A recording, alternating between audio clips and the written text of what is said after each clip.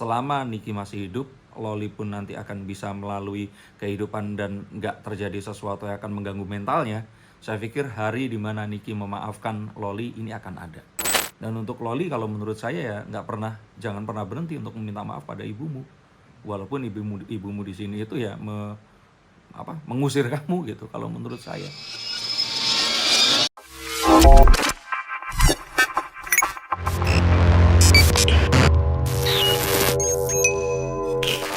Halo Sensikers, kembali berjumpa bersama saya Denny Darko. Tidak ada yang namanya misteri, yang ada adalah tanda-tanda yang kita semua coba untuk mengerti. Saya kedatangan teman-teman dari Indigo Entertainment. Ini perihal Loli, putri dari Nikita Mirzani, yang sudah dicoret dari kakaknya. Dan Niki ini kayaknya enggan untuk menerimanya kembali. Tiada maaf bagi Loli. Apakah Niki akan terus tak bergeming? Apakah Loli akan datang ke rumah Niki untuk memohon ampun kepada ibundanya atas perlakuannya dulu? Akankah maaf itu terjadi? Adakah kemungkinan ini jangan-jangan cuma settingan belaka? Nah, kita akan coba lihat menggunakan kartu-kartu. Mas Den, mungkin berdasarkan penerawangan tarot sendiri gini, bagaimana sih melihat kondisi saat ini gitu? Nikita Mirzani, pasca Loli mengaku bahwa dirinya itu berbaikan dengan Nikita Mirzani gitu, mungkin seperti itu Mas. Kartunya The Six of Swords. Jadi kalau orang ada yang bertanya-tanya karena kan sampai menghapus dari kakak nih bisa saja kan settingan gitu karena dunia entertainment. Saya katakan kalau ini bukan settingan. Ini benar-benar kalau orang-orang tuh mengatakan Niki itu selama ini nggak ada yang ditakuti, semua dilawan sepanjang dia merasa bahwa dirinya itu benar. Nah tapi ternyata ya dia menghadapi musuh terbesarnya ini ternyata adalah anaknya sendiri. Musuh dalam artian dia nggak berdaya, dalam hatinya dia darah dagingnya, tapi ternyata dia pun juga mendapat perlawanan yang ya ini Niki Junior lah ya kalau saya kira. Terakhir kan dicoret dari kakak. Dan kondisi sekarang kalau menurut saya selain ini beneran bukan settingan, memang belum terlihat akan ada maaf kalau sampai kartu ini dibuka. Dan Loli di sini apakah sungguh-sungguh atau tidak? Coba nanti kita akan lihat. Mas Den, apa sih yang mempengaruhi seorang Nikita Mirzani gitu? Apakah sesakit itu gitu, Mas Den, maksudnya yang dirasakan oleh Nikita Mirzani sehingga maksudnya tiada maaf untuk Loli? Pertama, kelakuannya Loli ini memang ya luar biasa ya. Kalau saya jadi orang tuanya juga saya pasti akan mungkin masuk rumah sakit mikirin dia gitu. Tapi selain itu, kebayang seperti ini loh. Niki ini berani kepada semua orang. Dia melakukan apapun demi dirinya dan anaknya. Dan dia melakukan ini pun demi anaknya. Nah kebayang nggak dia sudah berjuang sedemikian hingga demi anaknya, tapi anaknya ini malah menunjukkan sikap yang membangkang. Jadi kalau saya kira sih semua perjuangannya ini demi anak dan keluarganya, tapi anaknya seperti itu kayak mungkin kecele banget gitu. Jadi pasti akan sangat menyakitkan hati. Tapi saya juga melihat bahwa Niki ini memang orangnya keras dalam artian kita tahu bahwa apapun yang kalau dia rasa benar dia akan memperjuangkan. Tentu saja ini juga akan berimbas kepada apa yang saat ini juga terjadi dengan dia dan putrinya ini tadi. Apa yang dia rasa benar ya dia perjuangkan. Tapi kalau saya boleh bilang, ya kalau saya keluarganya Niki ya saya bilang, kalau anak ini nggak saya cuma takut terjadi hal-hal yang tidak diinginkan pada Loli saat dia nggak dalam pengawasan ibunya. Begitu aja sih. Oke, Mas Den, mungkin apakah salah satu faktornya itu adalah pasangan Loli sendiri gitu Mas Den? Mengingat kan saat ini kan mereka berdua ini kan tinggal di salah satu apartemen gitu, maksudnya apakah memang dari Nikita Mirzani tidak menyetujui akan hubungan ini? Ya kalau tidak setuju ya itu haknya Niki ya. Tapi setahu saya kalau Niki nggak setuju akan didatengin, dilabrak gitu loh. Kalau perlu ditarik keluar itu cowoknya gitu. Tapi mungkin karena ini anaknya jadi kayak serba salah. Banyak hal yang mungkin selama ini nggak dilihat oleh Niki, tapi terus kemudian dia harus terpaksa perhatikan dalam artian bisa saja kalau Niki di sini terus tiba-tiba harus datang, harus mencoba untuk melabrak seperti itu. Yang terjadi mungkin malah nggak dilabrak, bisa saja dia misalkan malah nggak sampai hati atau apa. Ada hal yang saya kira sebagai seorang ibu darah daging ini itu mungkin akan akan berbeda ya dari apa yang kita bayangkan tentang Nikita Mirzani. Mas Den, tapi apakah seberapa buruk sih mungkin dampak dari maksudnya dari pasangannya Loli ini sendiri terhadap Loli sendiri gitu Mas Den? Apakah Kalau buruk dan baik itu kan relatif ya. Kalau saat si Fadel Bajide ini kan betul ya namanya. Kalau di publik ya dia baik-baik aja ya, sopan, orang anaknya juga terlihat baik. Tapi kalau dibilang buruk atau baik kan semuanya jadi relatif gitu. Tapi apapun itu kan ini adalah pacar seseorang yang memang anaknya ini memberikan hati kepada dia. Jadi kalau saya kira harus tetap ada special treatment gitu untuk ngobrol. Karena akan menjadi sebuah pertimbangan saat si laki-laki ini berbicara, pasti akan juga didengarkan oleh si anaknya ini tadi. Jadi kalau kita bicara baik atau buruk, ini sesuatu yang akan relatif. Tapi untuk lebih mengenal dekat dan agar bisa berbicara melalui pacarnya, ini sesuatu yang diperlukan oleh siapapun orang tua yang di luar sana memiliki anak yang sudah berpacaran. dalam kasus ini Mas Den, mungkin apakah dari Loli sendiri merasa menyesal gitu karena berseteru dengan ibunya itu maksudnya nggak kelar-kelar? Menyesal sih menyesal. Yang juga Niki ini takutkan adalah kalau orang Jawa bilang tuh kapok lombok tuh menyesalnya cuman cuman sekarang terus ntar kambuh lagi gitu. Nah jadi memang kalau saya lihat sih Niki di sini sudah patah arang. Tapi tetap saya merasa bahwa di dalam hatinya, jauh di lubuk hatinya, dia juga merindukan anaknya ini tadi. Saya masih memiliki keyakinan itu. Walaupun saya yakin Niki nggak akan pernah mengaku. Tapi saya melihat bahwa jauh di lubuk hatinya ada hal itu tadi. Cuman memang saya tidak mengetahui mau sekeras apa. Kalau saya melihat bahwa semakin publik ini tuh melihat, Niki itu semakin mungkin nggak pengen menunjukkan kalau dia ini masih sayang sama anaknya. Karena saat kita melihat bahwa ada kemungkinan juga kayak Niki sudah kadung ngomong kan, mencoret dan sebagainya. Bukan masalah gengsi ya, tapi ketakutannya akan anak ini malah nanti nggak akan sadar, balik lagi kayak dulu lagi, itu membuat Niki semakin keras dengan keinginannya.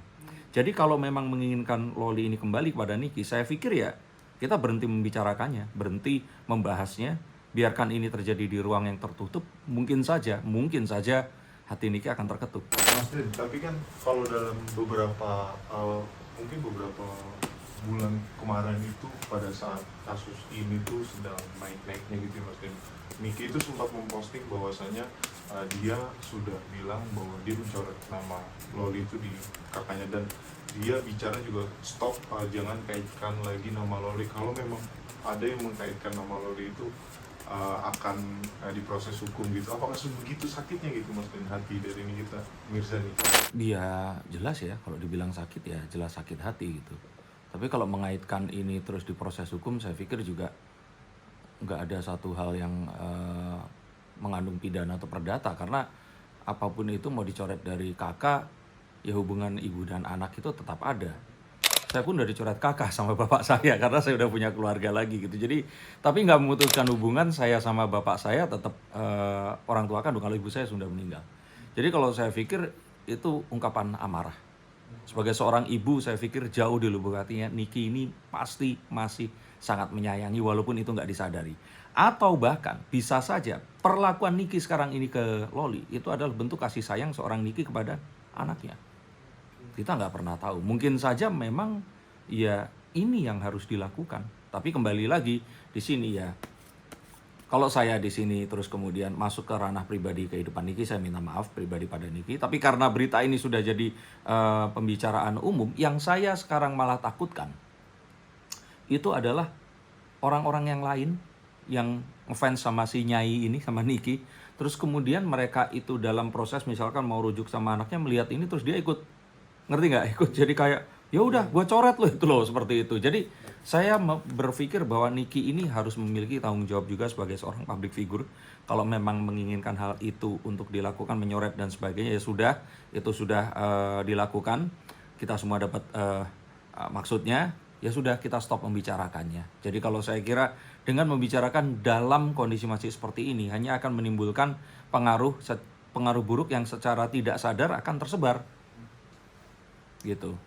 Mungkin ini bukan keinginan Niki, tapi otomatis orang-orang di sini kan melihat hal seperti itu terjadi gitu.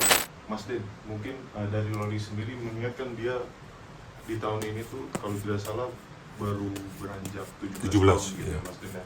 Maksudnya ada rasa trauma nggak sih Mas Den mengingatkan yang namanya anak gitu kan, apalagi masih di umur segitu kan, masih labil-labilnya gitu. Ada trauma nggak sih Mas Den dari seorang Loli sendiri? Pertanyaannya sebenarnya retoris ya, pasti ada. 17 tahun itu kalau saya dulu laki-laki aja, itu masih sangat merindukan kasih sayang orang tua saya. Pengakuan dari mereka, dipuji, dikatakan kalau usaha saya ini berhasil, dan sebagainya.